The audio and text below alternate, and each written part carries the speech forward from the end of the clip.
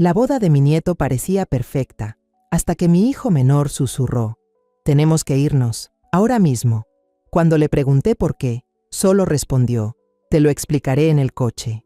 Durante el silencio del camino de regreso a casa, finalmente dijo: «¿Notaste algo diferente en mi cuñada?». El verdadero propósito de esa boda era: pero antes de continuar, revisa si ya te suscribiste al canal y comparte en los comentarios desde dónde nos estás viendo. Nos encantaría saber hasta dónde llegan nuestras historias de venganza. Me senté bajo la bugambilia de tonos fucsia y violeta del rancho Los Álamos, con el corazón lleno de una felicidad completa. A esta edad, no hay nada más valioso que estar aquí, en la tierra de mis antepasados, viendo cómo las nuevas generaciones de la familia florecen. Los invitados bailaban animadamente. Las risas, los brindis y el tintinear de las copas creaban una sinfonía de alegría. Este viejo corazón mío también se sentía calentado por ese ambiente. Sonreí, con la mirada llena de ternura, siguiendo a mi nieto Diego. El muchacho, ya convertido en un hombre apuesto, se veía algo nervioso mientras acomodaba la flor blanca en la solapa de su chaqueta para su nueva esposa. Ella lo miraba con ojos brillantes, llenos de felicidad. Ese momento era hermoso, tan perfecto como una pintura. A mi lado estaba Rafael, mi hijo mayor. Aunque llevaba años confinado a una silla de ruedas, sus ojos brillaban con un orgullo infinito al ver a su hijo hecho y derecho. Y allí estaba Camila, la esposa de Rafael, mi nuera mayor. Caminaba entre las mesas, sosteniendo una copa de vino con elegancia, saludando a cada invitado con una sonrisa amable. Camila cruzó su mirada con la mía. Me sonrió y asintió con respeto. Me sentí afortunada de que Rafael tuviera una esposa tan dedicada y cuidadosa. En medio del calor de la tarde, un joven camarero me trajo un vaso de limonada con menta, fría y refrescante, con rodajas verdes y hojas flotando sobre el hielo transparente. Estaba a punto de llevar el vaso a mis labios cuando Camila se acercó. Ella tomó suavemente el vaso de mis manos. «Mamá, déjeme cambiarle el vaso», dijo con una voz tan dulce como la miel. «Este ya no tiene casi hielo, ya no está tan rico. Espéreme un momento, por favor». Hizo una seña al camarero para que se llevara el vaso, y poco después otro idéntico, lleno de hielo y menta fresca, fue colocado frente a mí. Sonreí, pensando que mi nuera era realmente atenta y detallista, que no dejaba pasar ni lo más mínimo. No sospeché nada. La fiesta estaba en su punto más alto. El maestro de ceremonias anunció con entusiasmo que los fuegos artificiales para celebrar a los recién casados estaban a punto de comenzar. Todos exclamaron con emoción mirando hacia el prado donde ya estaba lista la pirotecnia. En ese instante vi a mi hijo menor, Tomás, caminando rápidamente hacia nuestra mesa. Algo no estaba bien. Su rostro no encajaba con la alegría que reinaba en el lugar. No sonreía, el ceño fruncido, los ojos fijos hacia adelante, tensos. No saludó a nadie, ni siquiera a los familiares cercanos. Se dirigió directamente detrás de mí, donde estaba Rafael. Tomás se inclinó, puso una mano sobre mi hombro. Sentí que su mano temblaba y estaba helada, a pesar del calor. Se acercó a mi oído y susurró con una voz apresurada, contenida al extremo: «Mamá, no pregunte nada. Escúcheme. Tenemos que irnos de aquí, ahora mismo». Me quedé paralizada. Mi corazón dio un vuelco. Todo el ruido, la música, las risas, se desvanecieron de golpe. Me giré para mirarlo, queriendo preguntar, pero la expresión aterrada en los ojos de Tomás me detuvo. Movió la cabeza lentamente, suplicándome que no dijera nada. Rafael, notando algo extraño, preguntó: «¿Qué pasa, Tomás?». Pero Tomás lo ignoró por completo. Su mirada estaba clavada en mí, como si su vida dependiera de lo que yo decidiera hacer en ese instante. El instinto de madre me gritó que algo muy grave estaba ocurriendo. No sabía qué era, pero el miedo en los ojos de mi hijo menor era real. Respiré hondo, tratando de mantener la calma. Me volví hacia Rafael y le acaricié la mano. «Estoy un poco mareada. Creo que fue por el vino». «Mamá, entra a la casa a descansar un rato y sale enseguida». A lo lejos, entre los huecos de los invitados, Vi a Camila entrecerrar los ojos mirando hacia nosotros. Su sonrisa perfecta se tensó un poco cuando nos vio a Tomás y a mí levantarnos al mismo tiempo. Tomás y yo nos abrimos paso rápidamente entre la multitud que esperaba con emoción el inicio de los fuegos artificiales. La música y las risas seguían resonando a nuestras espaldas, creando un contraste extraño con el silencio y la tensión que nos envolvían. Al llegar al estacionamiento, más vacío y oscuro, vi que el coche de Tomás ya estaba encendido. Lucía, su esposa, estaba sentada en el asiento del copiloto, con el rostro tan pálido como una hoja de papel. En el asiento trasero, mi nieto Mateo dormía profundamente, su cabecita apoyada en la ventana, completamente ajeno al caos que comenzaba a desatarse. Tomás abrió la puerta trasera para mí. Su gesto ya no fue una invitación, sino casi un empujón suave para que entrara rápido al coche. La puerta se cerró de golpe con un sonido seco. Él se sentó al volante apresuradamente y pisó el acelerador. El auto salió disparado del portón de la hacienda, las llantas chirriando sobre el camino de grava, dejando atrás todas las luces, la música y el esplendor de la fiesta. El coche avanzó bastante por el sendero oscuro, iluminado solo por los faros que cortaban la noche. Miré por el retrovisor. La hacienda Los Álamos, mi hogar, ya no era más que un punto luminoso perdido en la distancia. El silencio dentro del auto era tan denso que podía oír los latidos de mi propio corazón golpeando en el pecho. No pude soportarlo más. Tomás, ¿qué está pasando? ¿Por qué tenemos que...? Tomás me interrumpió con la vista fija en el camino, aunque lo vi mirar fugazmente por el espejo, como si temiera que alguien nos siguiera. Inspiró hondo para calmarse y me respondió con una pregunta. Su voz se volvió grave, con un tono inquietante que jamás le había escuchado. Mamá. ¿No notó nada raro en Camila hoy? La pregunta de Tomás fue como una llave entrando en una cerradura vieja, girando con un chirrido y abriendo de golpe una puerta que yo había intentado sellar por mucho tiempo. En el interior del coche, estrecho y sofocante, que avanzaba entre la oscuridad, mi mente comenzó a divagar hacia unos meses atrás, hacia una mañana de domingo tan tranquila que dolía recordarla. Una mañana que ahora comprendo que solo era una fina capa que ocultaba las grietas que ya se extendían silenciosamente. Aquel día, yo estaba sentada en el porche, donde los rayos del sol de la mañana, dorados como miel, danzaban sobre el suelo de ladrillo cocido. El sonido rítmico de las agujas de tejer acompañaba el aroma a tierra húmeda tras una noche de rocío y el perfume suave de las rosas del jardín. Estaba tejiendo un suéter azul cielo para Mateo, mi pequeño nieto. Rafael leía el periódico en su silla de ruedas de siempre. De vez en cuando levantaba la vista y sonreía al ver a Mateo corriendo y gritando de alegría mientras jugaba a atrapar a Lucho, nuestro fiel perro pastor, en el césped. Esa escena, en ese momento, era la definición de la felicidad para mí. Entonces, Camila salió de la cocina con una bandeja de madera en las manos, té de manzanilla y unas galletas recién horneadas aún humeantes. Ella siempre era así, atenta y dulce. Dejó una taza humeante junto a mí y me dijo con voz suave: «Mamá, tómelo, le hará bien. No teja tanto, le va a cansar la vista». Luego se volvió hacia Rafael. Partió con cuidado un trozo de galleta y se lo llevó a la boca con ternura. Al ver unas migas en la comisura de los labios de Rafael, sonrió y se las limpió con un pañuelo con un gesto lleno de cariño, como si cuidara de un niño. Esa imagen me llenó de calidez y gratitud. En silencio, di gracias a Dios por haberle dado a mi hijo, tan golpeado por la vida, una esposa tan dedicada, alguien capaz de sostener junto a él aquella gran hacienda. Justo en ese momento, uno de los trabajadores vino corriendo desde los campos, agitado, y le avisó a Camila que la cerca del potrero oeste había sido derribada por un grupo de vacas. Rafael, con la experiencia de alguien que nació y creció en esta tierra, comentó: «Deberías mandar a reforzar con postes de roble, será más firme, resistirá la lluvia y el sol».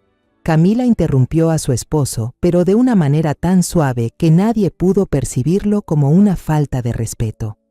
«No te preocupes», dijo, con la mano aún apoyada en el hombro de Rafael. Ya mandé poner postes de acero desde la semana pasada. Son más duraderos y se instalan más rápido. Tú solo descansa, yo me encargo de todo. Luego se volvió hacia los trabajadores, con una voz firme y llena de autoridad, ordenándoles terminar el trabajo ese mismo día. Rafael no dijo nada más, solo bajó la cabeza en silencio, mirando el periódico abierto sobre sus piernas. En ese momento, yo solo vi en ella a una mujer hábil y rápida, una mujer moderna capaz de manejarlo todo. No me di cuenta de que, en la inclinación silenciosa de Rafael, había también una impotencia profunda. Esa misma tarde, Tomás y Lucía regresaron de la ciudad para visitarnos. Hacía mucho que la familia no compartía una cena tan completa. En medio del ambiente alegre, empecé a hablar de mis planes para el futuro. «Hijos míos», dije, sirviéndoles un pedazo de carne guisada a cada uno. «Cuando mamá se vaya con el Señor, el rancho Los Álamos será administrado por Rafael y Tomás juntos. La tierra de los antepasados debe ser cuidada por los descendientes». Tomás asintió de inmediato. «Sí, mamá. Aunque viva en la ciudad, seguiré teniendo responsabilidad con la familia. Rafael se encargará del campo y yo de los libros y el negocio». Vi que Camila, que en ese momento servía comida a Diego, detuvo su mano por una fracción de segundo, casi imperceptible, pero yo lo noté. Luego sonrió, con esa sonrisa radiante de siempre. «Mamá siempre se preocupa demasiado», dijo con voz dulce. «Rafael y Diego nacieron aquí, crecieron aquí. Este rancho es su vida. En cambio, Tomás ya tiene su carrera en la ciudad, su propia vida.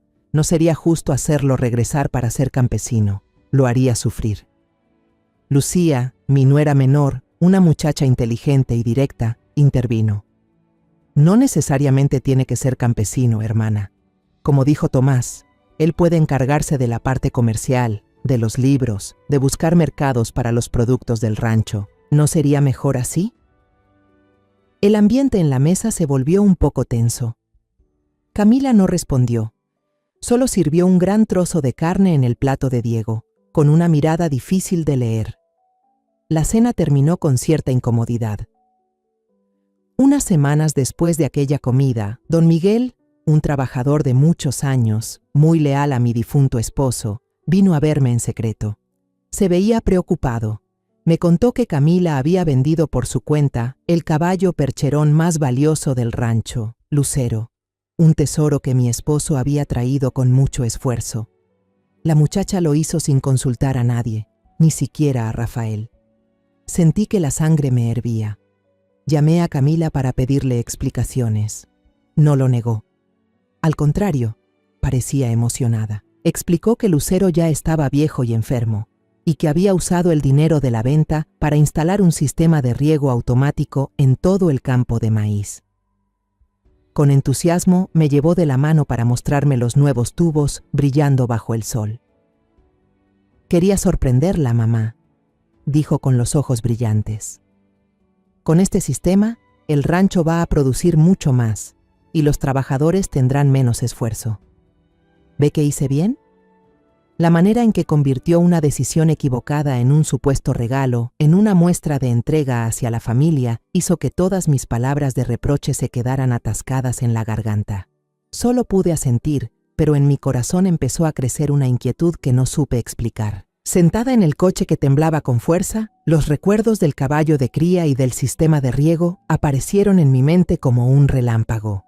Una verdad helada recorrió mi espalda. Me di cuenta de que eso no había sido un regalo. Era una afirmación de poder, un mensaje de que todo el legado del pasado podía ser vendido para alimentar su ambición. Estaba borrando poco a poco todas las huellas de mi familia y reemplazándolas con su propio dominio. Sentí un escalofrío y miré a Tomás. Ahora lo entendía. La pregunta de mi hijo no había sido una simple sospecha. Era una advertencia que debía haber reconocido hace mucho tiempo. Mis pensamientos regresaron al momento en que vendieron el caballo de cría, llevándome a una tarde de lluvia torrencial, unos 2 meses antes de la boda. La lluvia golpeaba con fuerza los cristales del ventanal del despacho, volviendo el paisaje exterior gris y sombrío, igual que mi ánimo en ese momento. El señor Ricardo, el viejo contador que había trabajado para mi familia durante más de 40 años, desde que mi suegro era joven, vino a verme. Su rostro, surcado por las arrugas del tiempo y la dedicación, ahora reflejaba una tristeza imposible de ocultar. Con manos temblorosas colocó sobre mi escritorio de roble una carta de renuncia escrita a mano con esmero. «Señora», dijo con voz entrecortada, «yo quisiera pedir mi retiro». Sentí un nudo en el pecho. «¿Por qué, don Ricardo? Usted ha estado con los Álamos toda la vida. ¿Ha pasado algo malo?». Él bajó la mirada, evitando mis ojos. «La señorita Camila me pidió que entregara todos los libros contables y documentos a un primo suyo que ha venido de la ciudad. Dice que la hacienda necesita modernizar su sistema financiero, que se necesitan personas jóvenes más ágiles». Intenté convencerlo de que se quedara. Le prometí hablar con Camila. Pero él solo negó con la cabeza, una negación llena de resignación. «No, señora, la nueva dueña ahora es ella. El poder está en sus manos. Yo solo soy un viejo anticuado. Ya no tengo lugar aquí». El día que don Ricardo se fue, la lluvia seguía cayendo a cántaros. Al ver su figura encorvada desaparecer entre la cortina blanca del aguacero, sentí que una parte del alma de la hacienda se iba con él. Camila había reemplazado a mi gente por la suya, de una forma suave pero implacable. No mucho después, durante una visita de fin de semana de la familia de Tomás, las grietas invisibles empezaron a mostrarse con más claridad. Estábamos sentados en el porche, disfrutando del aire fresco después de la lluvia. Mateo corrió hacia su padre, tirándole de la manga, emocionado por contarle sobre el potrillo recién nacido en el establo. «Papá, es precioso. Cuando crezca quiero aprender a montar y cuidar la hacienda como el tío Rafael lo hacía antes». Camila, que estaba sentada cerca, sonrió al escucharlo, una sonrisa que ahora, al recordarla, me parece distante. Le acarició la cabeza a Mateo. «Qué niño tan bueno. Pero trabajar en la hacienda es muy duro. No es para gente de ciudad como tú. Tú estudia mucho para que algún día seas doctor o ingeniero, como tus padres. El futuro será mucho mejor para ti». Y luego, como para remarcar aún más sus palabras, se volvió hacia Diego, que en ese momento limpiaba la silla de montar en un rincón del patio, y dijo en voz alta, lo suficiente para que todos la oyéramos: «Y lo de aquí, que lo maneje Diego. Él lleva la sangre de esta tierra, no puede separarse de ella». Una frase que parecía inofensiva, pero que fue como una cuchillada invisible, trazando una frontera cruel y clara entre mis dos nietos. Uno pertenecía a la ciudad, al futuro. El otro quedaba atado a esta tierra. Tomás no dijo nada, pero vi cómo se le tensaba la mandíbula, las venas marcándose en su cuello. Lucía jaló a Mateo hacia su pecho con apuro, cambiando rápidamente de tema para disipar la tensión. Pero la semilla de la división ya había sido plantada, justo frente a mis ojos. El punto máximo de mis sospechas llegó una noche, cuando bajé a la bodega de vinos para buscar una botella antigua con la que agasajar a un invitado importante de la familia. Nuestra bodega tenía un pasadizo secreto que conectaba con el almacén trasero, un diseño de la época del abuelo de mi esposo para facilitar el transporte. Al acercarme a la pesada puerta de madera que separaba ambas zonas, escuché voces provenientes del almacén. Reconocí enseguida la voz de Camila y la del nuevo mayordomo que ella había contratado para reemplazar al anterior. Mi instinto curioso despertó. Me escondí detrás de la puerta, pegué la oreja a la rendija e intenté escuchar. El mayordomo preguntó con tono servil: «Señora, el joven Tomás a veces viene por aquí. ¿No sabe si participa en los asuntos del rancho? Me da la impresión de que le interesa». Escuché la risa sarcástica de Camila, una risa fría, afilada como una navaja, una risa que jamás le había oído antes. Luego su voz se volvió dura, cada palabra salía nítida y cruel, clavándose directo en mi pecho. «Recuérdelo bien, este rancho, al igual que un reino, solo necesita un heredero. Los demás son una carga que debe ser eliminada». Mi corazón se detuvo. Todo mi cuerpo comenzó a temblar. Tuve que apoyarme en la pared de piedra helada de la bodega para no caer. ¿Una carga? ¿Mi hijo? ¿Mi nieto? ¿Una carga? El mayordomo murmuró: «Sí, entiendo, señora». Pero Camila no se detuvo. Y también la señora mayor, continuó, con una voz llena de poder y un desprecio que no intentó ocultar. Ya está vieja, siempre hablando de sentimientos, pero en realidad está senil. De ahora en adelante, todo aquí lo decido yo. No pierda el tiempo hablando con ella. Retrocedí en silencio entre las sombras, temblando, y volví a mi habitación. Ya no tomé la botella de vino. El amargor en mi garganta superaba al de cualquier vino. Esa noche, acostada en la cama, no pude dormir. Las palabras de Camila seguían repitiéndose en mi mente. Con las manos temblorosas, tomé el teléfono y marqué el número de Tomás. Después de unos tonos, mi hijo contestó. Escuché su voz alegre. «Mamá, ¿por qué llamas a esta hora?» «Estoy jugando a las escondidas con Mateo. ¿Pasa algo?» La risa cristalina de Mateo sonó en el auricular, pura y despreocupada. Al oírla, se me hizo un nudo en la garganta. Quise decirle todo, advertirle. Pero ¿cómo podía destruir esa paz? ¿Cómo podía decirle que su cuñada, a quien tanto respetaba, lo veía como una carga que debía eliminarse? Al final, solo logré decir, con la voz quebrada, «No, no pasa nada, hijo. Solo quería escuchar sus voces. Cuando tengas tiempo, ven a visitarme». Colgué antes de que Tomás notara el temblor en mi voz.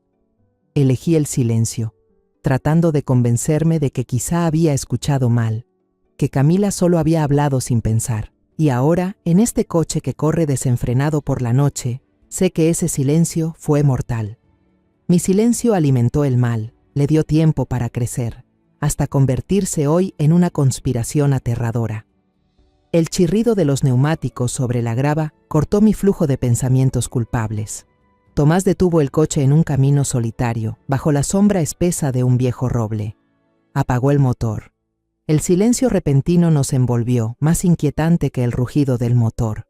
Solo se oían las respiraciones agitadas y el canto lejano de los insectos. A la luz azulada que emanaba del tablero, vi el rostro de Tomás endurecido, lleno de preocupación y furia. Se volvió hacia mí. Lucía también giró, buscando mi mano. La suya estaba fría y sudorosa. «Mamá», empezó Tomás, con voz temblorosa pero contenida para no despertar a Mateo. «Hace un rato, justo antes de que el maestro de ceremonias anunciara los fuegos artificiales, quise darle una sorpresa a Diego. Fui detrás del escenario a buscar al líder del grupo mariachi para pedirle que tocara una vieja canción romántica que a Diego le encanta». Tragó saliva, la garganta reseca. El atajo hacia allí pasa por el área del césped, donde colocaron las bases de los fuegos artificiales. Estaba bastante oscuro, no había muchas luces. Me encontré por casualidad con Camila allí, hablando con un hombre vestido con el uniforme del equipo técnico de fuegos artificiales. Mi instinto me dijo que algo no andaba bien, así que me escondí detrás de un gran arbusto de rododendro. La distancia era bastante grande, así que no pude oír claramente lo que decían, pero pude ver muy bien sus acciones. Tomás hizo una pausa un segundo, como para reunir valor y seguir contando. Camila levantó la mano y hizo un gesto seco, una línea diagonal desde el cielo hacia abajo, la mano señalando directamente hacia la carpa blanca, donde estaba sentada la mesa de honor de nuestra familia. No fue un gesto normal, estaba lleno de intención, mamá. El técnico asintió varias veces, con una expresión a la vez asustada y codiciosa. Acto seguido, Camila metió en la mano de él un sobre muy grueso y se dio vuelta apresuradamente, como si tuviera miedo de que alguien la viera. Vi al tipo entreabrir el sobre, sus ojos se iluminaron y rápidamente lo metió en el bolsillo. Sentí el pecho como si alguien lo apretara. Intenté respirar, pero el aire parecía espesarse. Lucía continuó las palabras de mi hijo, su voz tan tensa que casi se quebraba en sollozos. Y sobre la mesa del banquete, mamá. Por la tarde, cuando llegué temprano a ayudar, vi que estaban colocando la mesa de honor justo en el pórtico de la casa principal, bajo la cubierta, muy segura y elegante. Incluso comenté que la decoración estaba muy bonita. Pero como una hora antes de que empezara la fiesta, fue la misma Camila quien pidió al equipo de servicio que trasladaran toda la mesa de nuestra familia afuera, pegada al césped. Me pareció raro y pregunté por qué la movían allí. El suelo todavía estaba algo húmedo por la lluvia de anoche y sería incómodo para los invitados moverse. ¿Sabes cómo me respondió? Lucía me miró, los ojos abiertos de terror. Ella sonrió y dijo: «Sentarse ahí tendrá la mejor vista para ver los fuegos artificiales, Lucía. Las fotos no se verán afectadas por el pórtico. Las fotos saldrán perfectas». Perfectas. En ese momento me pareció extraño, pero no pensé más allá. Pensé que solo era que ella era muy perfeccionista con el gran día de su hijo. Un escalofrío comenzó a recorrer cada célula de mi cuerpo. Las piezas sueltas empezaron a encajar. Toda la minuciosidad, toda la obsesión por la perfección de Camila apareció bajo otra luz, una luz demoníaca. En ese instante se oyó un crujido desde el asiento trasero. Mateo se había despertado sin que nos diéramos cuenta. El niño frotó los ojos y asomó la cabecita entre los dos asientos delanteros, con voz somnolienta pero clara. «Abuela». Nos sobresaltamos y miramos hacia atrás. «Hace un rato jugaba a las escondidas con los demás», susurró el niño. Me escondí debajo de la mesa larga donde pusieron las bebidas. Me escondí muy bien, nadie me vio. Bostezó y siguió contando. «Escuché a la señora Camila hablar con el mesero que traía la limonada para usted. Lo oí muy claro. Ella dijo: recuerda, el vaso de la señora Inés tiene que ser el que tenga una pequeña marca verde en el fondo. No te confundas con ningún otro vaso». El mesero preguntó: «Señora, ¿por qué tiene que ser ese vaso?». Camila no dijo nada, solo lo fulminó con la mirada. Su mirada era tan aterradora que lo dejó con tanto miedo que no se atrevió a preguntar más, solo dijo que sí y se fue. El vaso de limonada. El vaso que Camila me cambió a mí. Los tres guardamos un silencio absoluto. El silencio esta vez fue 1000 veces peor. El aire del auto parecía haberse agotado. Todo se mostró con una nitidez cruel, cortante como una cuchilla recién afilada. Mover la mesa de toda la familia a un lugar peligroso, justo en la línea de fuego de la batería de fuegos artificiales. Sobornar al técnico para que intencionalmente ajustara la dirección de disparo de un cohete defectuoso. Y para asegurarlo aún más, preparar un vaso de agua envenenada, un vaso cuidadosamente marcado para garantizar que llegara a manos de la víctima correcta. Eso no era un plan. Eran 3 planes de respaldo entrelazados de forma cruel. Aunque un plan fallara, siempre había otro. Aunque lograra sobrevivir a la explosión, no escaparía del vaso de limonada con menta tan atento. El objetivo final era solo uno. Yo tenía que morir. Morir en el día más feliz de mi nieto, frente a cientos de personas, y que mi muerte quedara perfectamente disfrazada como un trágico accidente. Sentí un escalofrío recorrerme la espalda, un frío que me calaba hasta los huesos, imposible de aliviar con ningún abrigo. Me abracé el pecho, que dolía con fuerza. Camila, la nuera a la que alguna vez amé, quería matarme. Justo en ese momento, desde el rancho a lo lejos, se oyó un thump sordo y pesado. Aquel sonido atravesó la noche, golpeando directo en nuestros oídos. Tomás gritó, con la voz rota por el terror: «¡Ya empezaron a disparar!». Todos volteamos al unísono hacia el horizonte, donde una chispa de luz en los álamos titilaba débilmente. Una estela de fuego se elevó, desgarrando la oscuridad.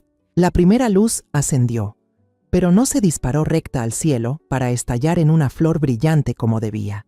No, voló rasante, siguiendo una curva baja y aterradora, como una flecha de fuego lanzada desde una máquina de guerra antigua, apuntando directo a un blanco predeterminado.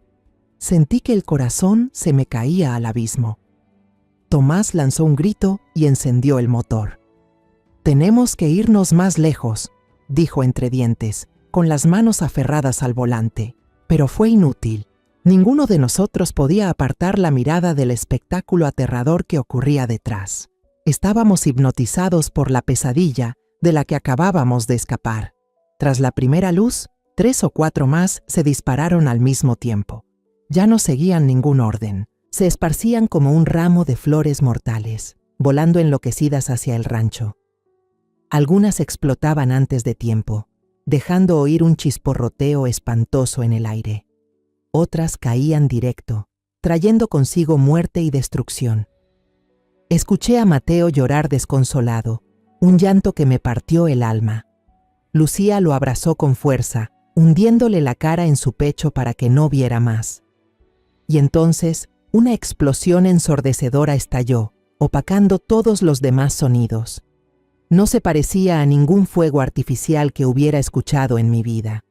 Era un estruendo grave, poderoso, que hizo vibrar nuestro coche y estremecer la tierra bajo nosotros. Justo en el lugar de la carpa blanca donde habíamos estado sentados, donde estaba la mesa de honor, una inmensa llamarada naranja y roja se alzó en un parpadeo.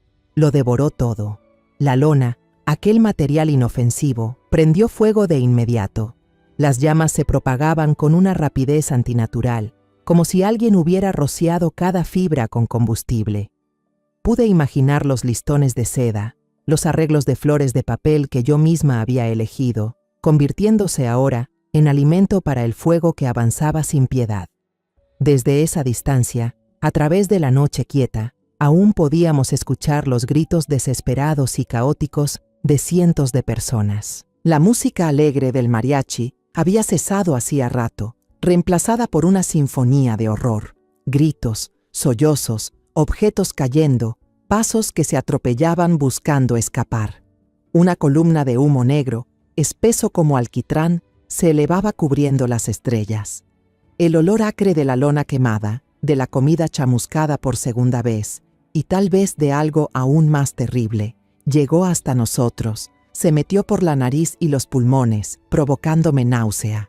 Me tapé la boca, intentando ahogar un grito, pero no pude pronunciar palabra. Todo mi cuerpo se paralizó. La imagen de Rafael, inmóvil en su silla de ruedas frente a la mesa de honor, la de Diego y la novia tomados de la mano con felicidad, todas se sucedían en mi mente, una tras otra. Si Tomás no hubiera llegado a tiempo, si no hubiéramos salido de allí, no me atrevo a pensar más. Esa idea es aún más aterradora que el fuego frente a nosotros. ¡Bang! La mano de Tomás golpeó con fuerza el volante. El coche tembló. Apretaba los dientes con rabia, los ojos enrojecidos, llenos de venas, fijos en las llamas a través del espejo retrovisor. «¡Maldita bruja!», gritó entre dientes, una maldición llena de odio y dolor. Lucía, con un brazo todavía abrazando a Mateo, que sollozaba, sacó el teléfono con la otra mano temblorosa. Tartamudeaba, con los labios amoratados por el miedo. «¡Ay! Hay que llamar a los bomberos, a una ambulancia». Le temblaba tanto la mano que marcó mal varias veces antes de lograr llamar al número de emergencia. Cuando la llamada se conectó, solo pudo gritar al teléfono: «¡Fuego! Un gran incendio en el rancho Los Álamos. ¡Rápido! Hay mucha gente». Yo solo podía aferrarme con fuerza al asiento, con el pecho apretado como si una mano de hierro me estuviera estrangulando. Todas las oraciones parecían inútiles ante esa escena. Solo podía repetir en mi cabeza, una y otra vez, como un rezo desesperado: «Dios mío, por favor, sálvalos, sálvalos a los inocentes». A lo lejos, en la carretera principal, empecé a ver las luces rojas y azules de los camiones de bomberos y de los coches de policía parpadeando. Las sirenas rompían la noche y se acercaban cada vez más, corriendo hacia mi rancho. Tomás dio la vuelta y condujo en dirección contraria, adentrándose más en la oscuridad, alejándose del lugar donde reinaba la luz del pecado. Habló con la voz ronca, quebrada por los gritos y la rabia. «No podemos volver allí ahora. La policía cerrará el lugar. Y lo más importante, ella no nos dejará en paz si sabe que escapamos». Volví la vista atrás por última vez hacia Los Álamos, el rancho de mis antepasados, el lugar que había visto nacer, crecer, amar y morir a tantas generaciones. El que guardaba tantas alegrías y tristezas, ahora estaba sumido en un mar de fuego. Las llamas salvajes danzaban en el cielo nocturno, iluminando los árboles y creando una escena tan fantasmal como trágica. No era la luz de una celebración, era la luz del pecado, de la codicia infinita y de la maldad sin límites. Y sabía con certeza una cosa: esa luz demoníaca nunca se apagaría, ardería para siempre en mi mente, persiguiéndome por el resto de mis días. Esa noche nos quedamos en un pequeño motel al borde de la carretera. en el pueblo vecino, un lugar sin nombre y polvoriento, pero lo bastante seguro para ocultarnos del mundo. Ninguno de nosotros logró dormir ni un minuto.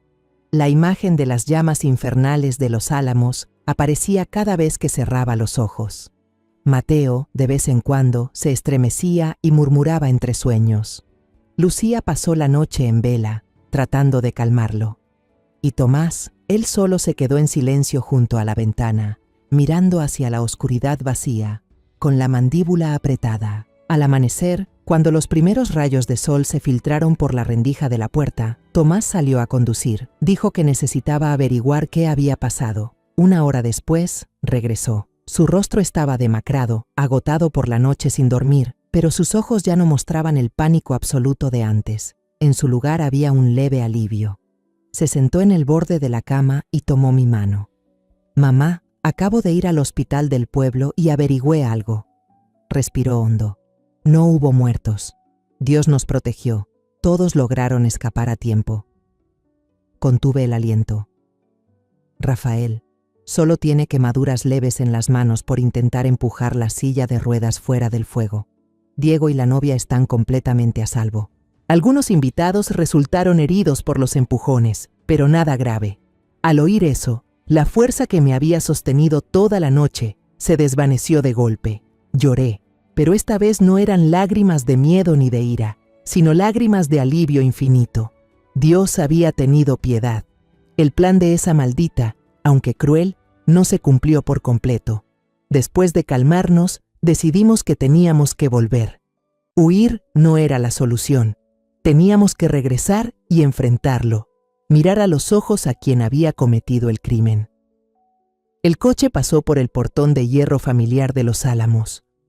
Una escena devastadora apareció ante nosotros.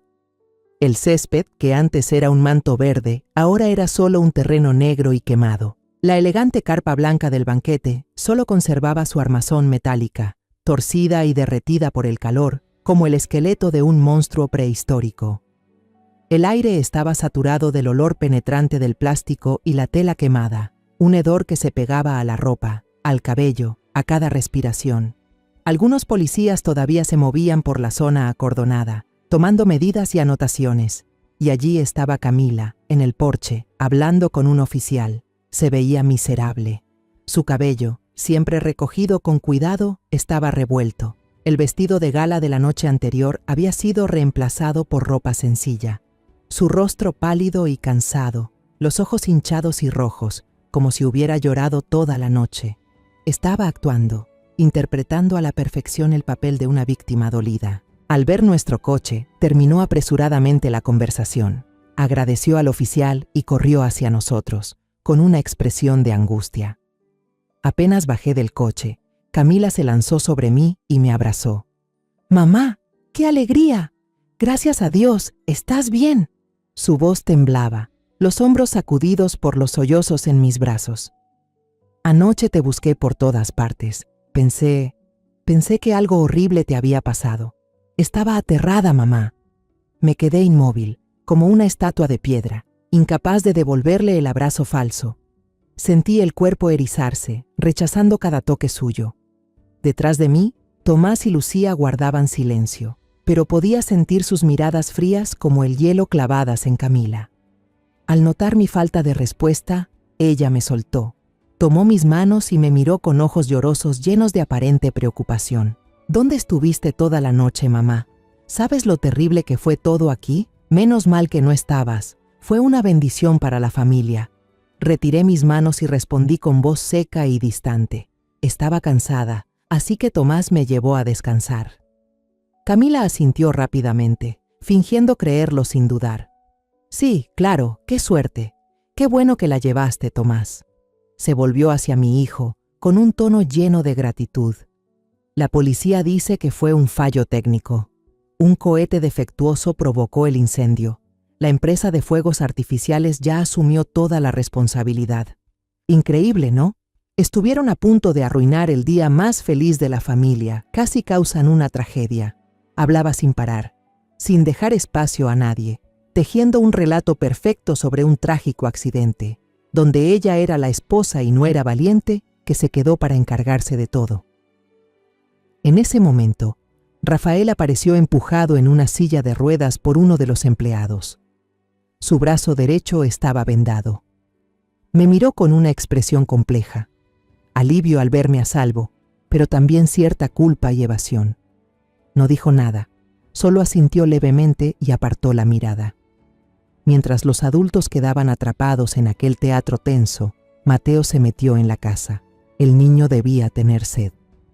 Un rato después, regresó y tiró suavemente de mi manga. Susurró, lo justo para que solo yo lo escuchara. Abuela, cuando fui a la cocina por agua, escuché a Rosa, la sirvienta, hablando con el cocinero. Me incliné para oír mejor. Ella le dijo, menos mal que la señora Grande no estaba ahí. La señora Camila nos advirtió que, si la policía o alguien preguntaba, teníamos que decir que no sabíamos nada sobre el cambio de asiento de la señora Grande al jardín. Si alguien lo cuenta, lo despiden de inmediato. Sentí el corazón apretarse. Un niño no inventaría algo así. Camila no solo había planeado un accidente, también estaba usando el miedo y su poder para silenciar a todos los testigos que podían delatarla. Levanté la vista y la miré directo a los ojos. Ella lo limpiaba con delicadeza con un pañuelo, secando las gotas de sudor en la frente de Rafael. Seguía siendo la imagen de una esposa dócil, dedicada hasta el extremo. Pero ahora, en mis ojos, su sonrisa, su cuidado, sus lágrimas, todo no eran más que una máscara repugnante que ocultaba un alma diabólica. Sé que no puedo actuar impulsivamente. Mi enemiga no solo es cruel, sino también extremadamente astuta y está bien preparada. Enfrentarla de frente ahora solo nos haría perder. Me volví hacia Tomás. Nos miramos. Sin necesidad de palabras, los dos entendimos. La guerra recién comienza.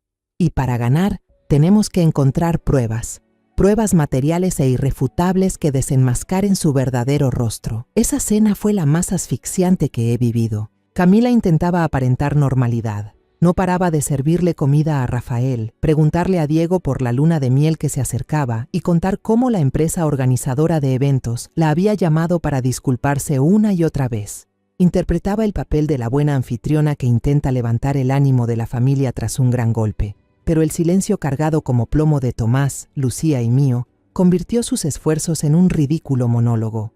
El ambiente en la mesa estaba tan frío y tenso que se podía cortar con un cuchillo. Puse como excusa el cansancio y el dolor de cabeza para retirarme temprano a mi cuarto, dejando a Camila con una sonrisa forzada en el rostro. Una hora después, cuando estuve segura de que todos se habían ido a sus habitaciones, oí un golpecito suave en la puerta, como las uñas de un gato. Eran Tomás y Lucía. Salí apresurada a abrir, los metí adentro y cerré la puerta con llave con cuidado. Bajo la luz tenue de la lámpara, los tres nos sentamos juntos en la cama, con el rostro marcado por la determinación. La verdadera batalla había comenzado. No podemos enfrentarnos de frente, dijo Tomás de inmediato, con voz firme.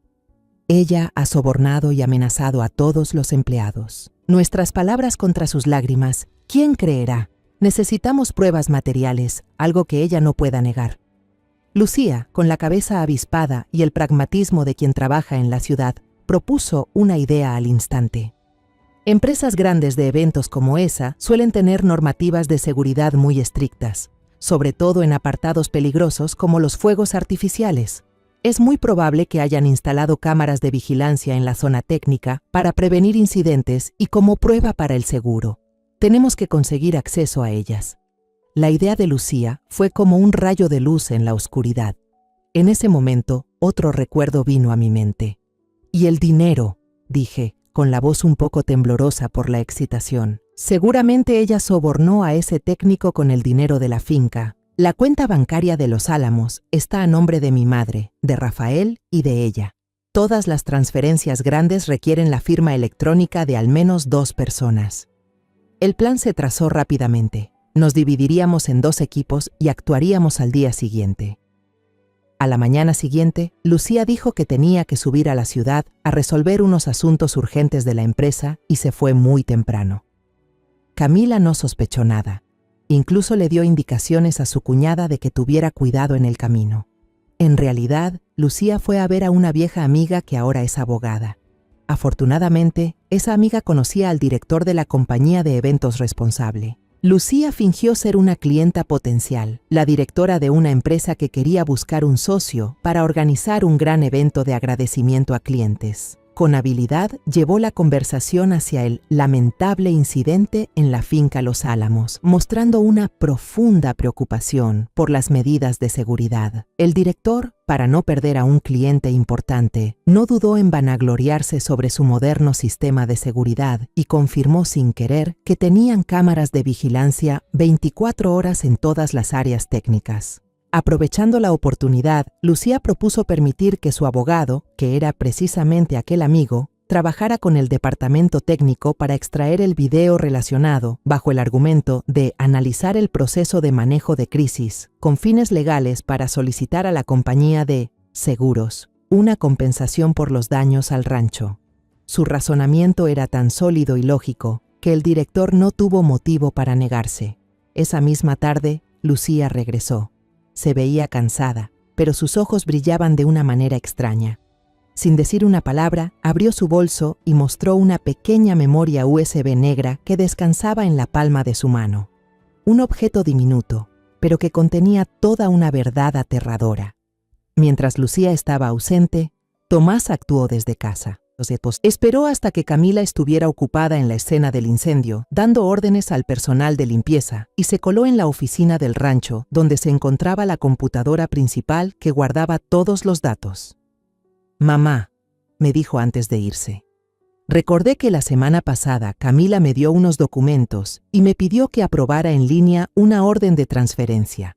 Dijo que era un pago por adelantado a un proveedor de flores de lujo de los Países Bajos para conseguir el mejor precio.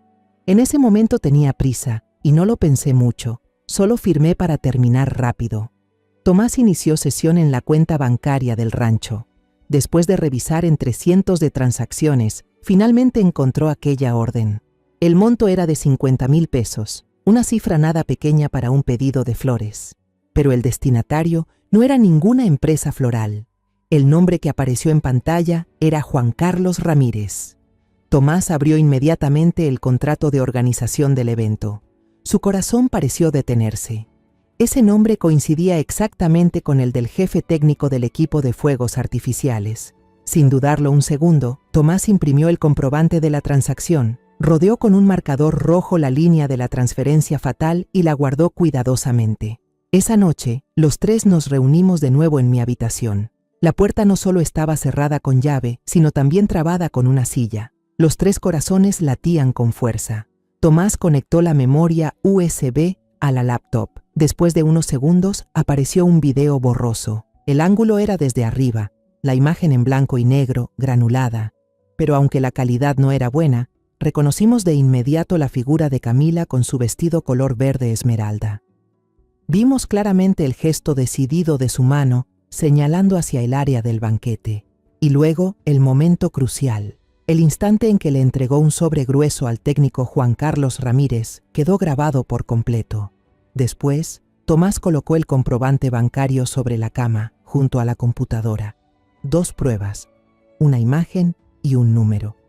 Silenciosas pero con un peso capaz de destruir a una persona. Miré ambas evidencias con las manos temblorosas. Todo estaba demasiado claro. Ya no se trataba de suposiciones, dudas o emociones. Era la verdad, fría y despiadada. Respiré hondo, miré a mis 2 hijos y con una voz más firme que nunca dije: «Es suficiente. Mañana iremos a la estación de policía». A la mañana siguiente, le dijimos a Camila que debíamos ir al municipio para rehacer algunos documentos de propiedad que tal vez se habían dañado en el incendio. No sospechó nada e incluso nos pidió que tuviéramos cuidado en el camino. En la estación de policía, nos llevaron al despacho del inspector jefe, un hombre de mediana edad con un rostro severo. Al principio, se mostró escéptico con nuestra historia. Probablemente pensó que era solo una disputa familiar por bienes. Pero cuando Tomás colocó la computadora sobre la mesa y reprodujo el video, y cuando el comprobante bancario fue puesto al lado, su expresión cambió por completo. Entrecerró los ojos mirando la pantalla y luego bajó la vista hacia los números en el papel.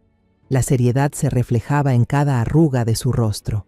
Se levantó, empezó a caminar de un lado a otro de la habitación y luego se detuvo, diciendo con voz firme: «Esto ya no es un accidente. Es un intento de asesinato premeditado. Antes de irnos, hice una última petición, una que salió desde lo más profundo del corazón de una madre.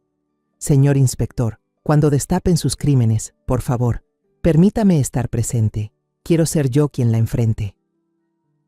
El inspector jefe me miró durante un largo rato. Sus ojos dudaban ante mi última solicitud. Finalmente asintió, pero con una condición. Todo debía hacerse bajo su control estricto, sin que nadie actuara fuera de los límites. Acepté. No necesitaba violencia, solo necesitaba la verdad. Después de hablar con Tomás y Lucía, decidimos elegir un momento y un lugar que nadie pudiera imaginar. El domingo por la mañana, justo después de la misa en la pequeña iglesia del pueblo. Era un lugar sagrado, donde la gente iba a limpiar sus pecados. Yo quería que los crímenes de Camila fueran expuestos ante los ojos de Dios y de toda la comunidad, aquellos que alguna vez la admiraron y confiaron en ella. Los pecados cometidos en la oscuridad debían ser juzgados bajo la luz.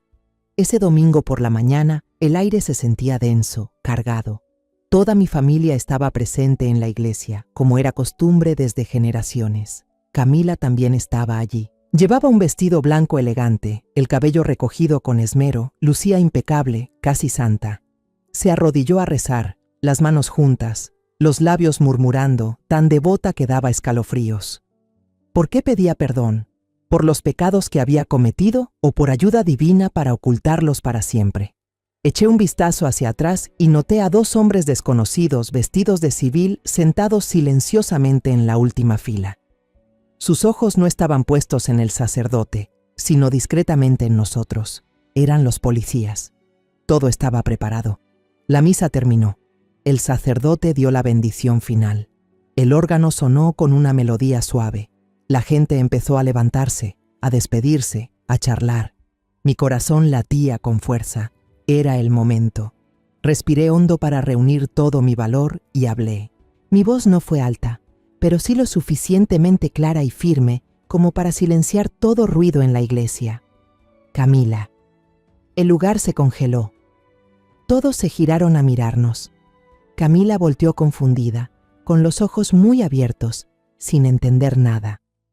Rafael, sentado a su lado en su silla de ruedas, me miró perplejo.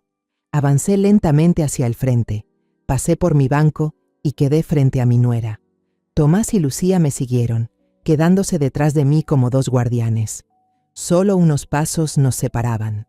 La miré directo a los ojos y hablé con voz calmada, pero tan cortante como un cuchillo. Delante de Dios y de todos los presentes, quiero que respondas con la verdad por última vez.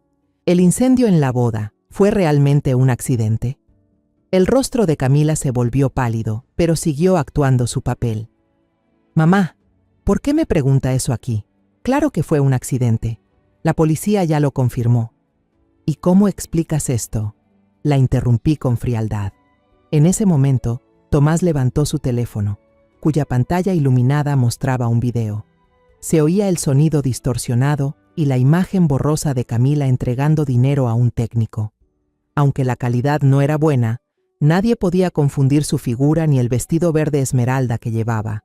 Algunos vecinos curiosos comenzaron a acercarse. Los murmullos estallaron como un enjambre de abejas. «Dios mío, ¿esa es la señora Camila? ¿A quién le está dando dinero?». Camila balbuceó, los labios temblorosos.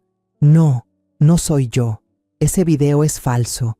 Alguien me quiere perjudicar». «¿Y qué dices de esta transferencia de 50,000 pesos?» Saqué de mi bolsillo un extracto bancario doblado en 4 y lo desplegué ante todos.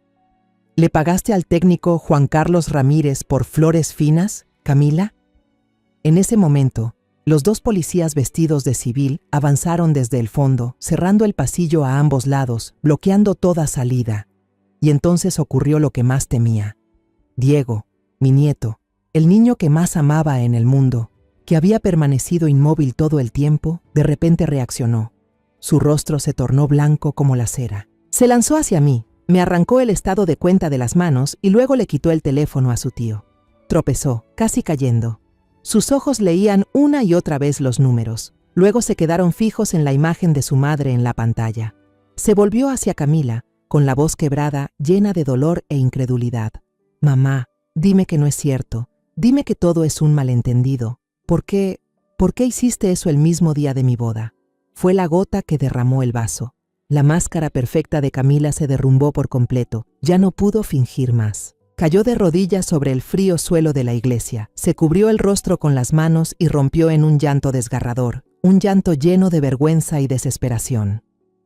«Perdóname, Diego, hijo mío. Perdóname. Todo lo hice por ti, por tu futuro».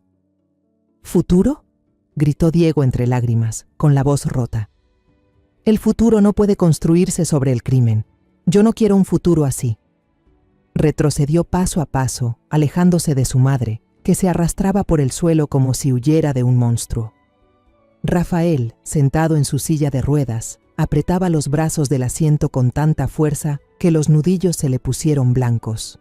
Todo su cuerpo temblaba. Bajó la cabeza. Esos hombros anchos, que alguna vez fueron el sostén de toda la familia, ahora se sacudían. Por primera vez en muchos años, desde el día del accidente, vi llorar a mi hijo mayor. Lágrimas de impotencia, de vergüenza, de un corazón destrozado.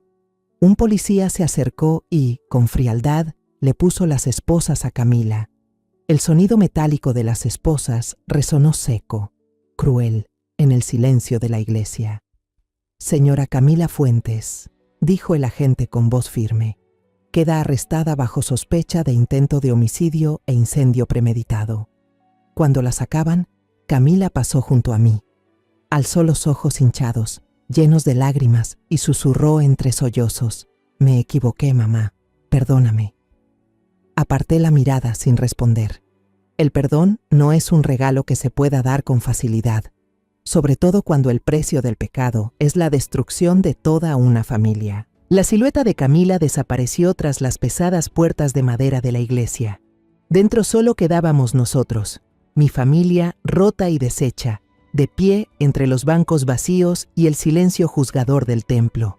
Esa noche, después de que la tormenta más violenta pasara, la hacienda Los Álamos quedó sumida en un silencio pesado y aterrador. Ya no había risas ni voces de celebración, tampoco la tensión sofocante de los días de enfrentamiento. Solo quedaba el vacío, solo el viento silbando entre las ventanas rotas, como un lamento triste, y los insectos cantando afuera en el campo, un sonido eterno, indiferente ante las tragedias humanas. La casa grande nunca había estado tan fría y solitaria. Diego y su recién esposa hicieron las maletas y se fueron esa misma tarde. No podían quedarse en un lugar que había sido testigo del derrumbe de la madre que él tanto veneraba. Antes de irse, mi nieto me abrazó con fuerza. Su espalda ancha temblaba en mis brazos delgados. Lloró y sus lágrimas calientes empaparon mi hombro. «Abuela, lo siento por mi madre». Solo pude acariciarle la espalda con el corazón hecho pedazos. Sabía que esa herida lo acompañaría toda su vida. En cuanto a Rafael, mi hijo mayor, se encerró en su habitación en cuanto regresamos de la iglesia. Llamé a la puerta varias veces, pero no respondió. Solo una vez escuché el sonido de un vaso estrellándose contra la pared y rompiéndose. Y luego el silencio absoluto, un silencio más aterrador que cualquier grito. No pude dormir. El sueño me había abandonado. Encendí una lámpara de aceite, de esas antiguas que a mi esposo le gustaba usar, y caminé sola por el pasillo oscuro. La luz temblorosa y débil iluminaba las fotos familiares colgadas en la pared, haciendo que las sonrisas en las imágenes parecieran máscaras distorsionadas. Me detuve frente a la foto de boda de Rafael y Camila. Se veían tan radiantes y felices en esa imagen. Camila tenía una sonrisa pura. Los ojos negros miraban a su esposo con amor y admiración. Yo solía pensar que eso era amor verdadero. Me pregunté en qué momento la codicia y los celos se infiltraron en el alma de esa muchacha. ¿Desde cuándo esa sonrisa pura se convirtió en un arma y esa mirada amorosa se tiñó de cálculos mortales? Salí al porche, donde solo quedaban sillas vacías y los restos de una fiesta que nunca terminaría. El viento nocturno era helado, se colaba por mi abrigo y me hizo estremecer. Mamá, debería entrar. La neblina de la noche es fría. Tomás había salido detrás de mí sin que me diera cuenta. Puso sobre mis hombros una bufanda de lana gruesa. No dijo nada más, solo se quedó a mi lado, mirando conmigo hacia la oscuridad que cubría los campos. Después de un rato, Tomás rompió el silencio. Mamá, hablé con el abogado. El asunto de Camila será muy complicado, pero las pruebas son demasiado claras. Le será difícil librarse de la culpa. Dudó un momento, como si eligiera cuidadosamente las palabras, y luego continuó con voz preocupada. Mamá, este lugar ahora está lleno de recuerdos dolorosos. Cada rincón trae cosas tristes. Tal vez tú y Rafael podrían vender el rancho y venir a vivir con nosotros a la ciudad. Podríamos empezar de nuevo, en otro sitio. Lo miré. Sabía que lo decía por amor, que se preocupaba por mí y por su hermano. La idea de irme, de venderlo todo para huir del pasado, también había cruzado por mi mente. Irme para olvidar la traición, el dolor, la ruina. Pero miré a lo lejos, los campos de maíz bañados por la luz plateada de la luna. Escuché el mugido suave del ganado en el establo, el susurro del viento entre los árboles conocidos. Esto no era solo tierra y casa, era el alma de mi familia, el legado que generaciones construyeron con sudor, lágrimas y sangre. Abandonarlo sería matarlo, arrancar nuestras raíces con mis propias manos. Negué con la cabeza. Puse mi mano callosa sobre la de mi hijo. Mi voz fue firme. No, Tomás, no me iré. El pecado ocurrió en esta tierra, pero esta tierra no tiene culpa. Nuestros antepasados vivieron y murieron aquí. No puedo ser yo quien termine con todo. Lo miré directo a los ojos. Me quedaré. Para cuidar de Rafael lo necesita más que nunca, para mantener viva la llama de los álamos y para rezar por todos nosotros. Tomás me miró con los ojos llenos de lágrimas. No dijo nada más. No intentó convencerme. Solo asintió y me abrazó fuerte. En ese abrazo supe que había entendido la decisión de su madre. Después de hablar con Tomás, sentí que tenía más valor. Fui a la cocina. Preparé con mis manos una tetera de té de jengibre caliente, la puse en una bandeja y la llevé hasta la puerta del cuarto de Rafael. Toqué de nuevo, esta vez con más suavidad. Rafael, soy mamá. ¿Me dejas entrar? Te traje té de jengibre. Dentro todo quedó en silencio por un largo rato. Pensé que no me respondería. Pero entonces escuché el sonido del cerrojo moviéndose pesadamente. La puerta se entreabrió. Rafael estaba en su silla de ruedas, en medio del cuarto desordenado, con los pedazos del vaso aún esparcidos en el suelo. Sus ojos estaban enrojecidos e hinchados. En un solo día, mi hijo parecía haber envejecido 10 años. No me miró, solo bajó la cabeza y murmuró con voz ronca. Perdóname, mamá, yo ya lo sé. Hace tiempo que lo sentía, pero no hice nada. Soy un cobarde. Dejé la bandeja de té sobre la mesa cercana, entré y me arrodillé junto a la silla de ruedas. Abracé las piernas inmóviles de mi hijo, las mismas que alguna vez recorrieron este rancho de punta a punta. Le dije, con la voz ahogada entre lágrimas, no fue tu culpa, Rafael. Tú también fuiste una víctima de la avaricia y la mentira. Ya todo pasó. Vamos a salir adelante juntos. ¿Sí, hijo? Al oírme, Rafael por fin no pudo contenerse más. Rompió en llanto. Un llanto entrecortado, como el de un niño herido. Apoyó la cabeza en mi hombro. 1906. Nos quedamos así, abrazados, llorando en aquella habitación silenciosa, dejando que las lágrimas se llevaran el dolor, la culpa y la vergüenza.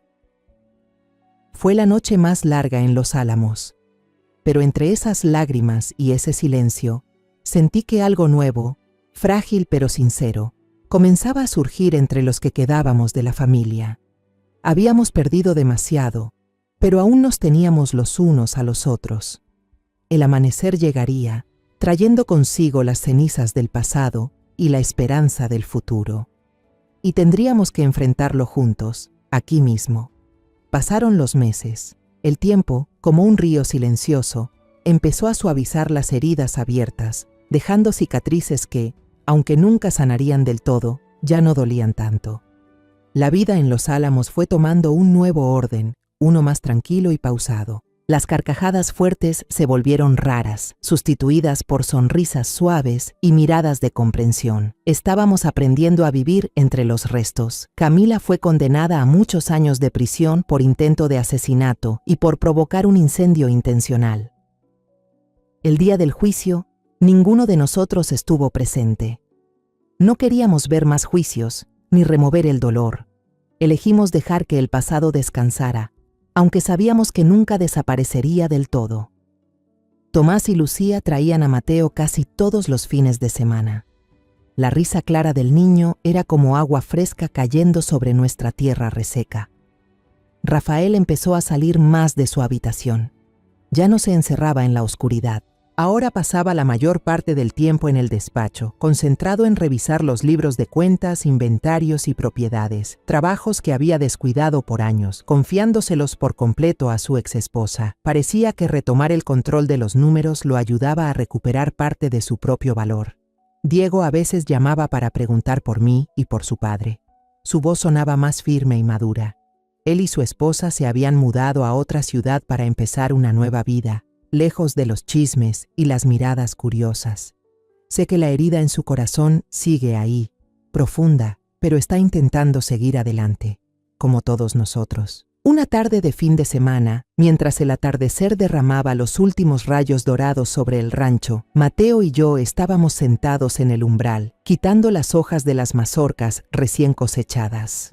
Los dos trabajábamos en silencio, con solo el sonido seco del maíz y el canto de los pájaros en el jardín. De pronto, desde el pueblo lejano, comenzaron a escucharse chasquidos.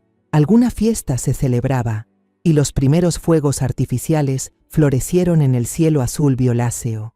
«Mira, abuela, los fuegos artificiales, ¡qué bonitos!», gritó Mateo, emocionado, dejando la mazorca a medio pelar. El niño señaló el cielo, y sus ojos oscuros brillaban reflejando las flores de fuego multicolores. Seguí su mirada.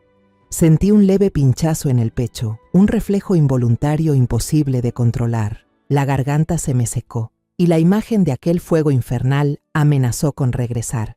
Pero entonces vi el rostro entusiasmado e inocente de Mateo. No podía permitir que mi miedo manchara su pureza. Intenté sonreír, una sonrisa que quizás salió un poco torcida, y le pasé la mano por el cabello. «Sí, muy bonito, cariño».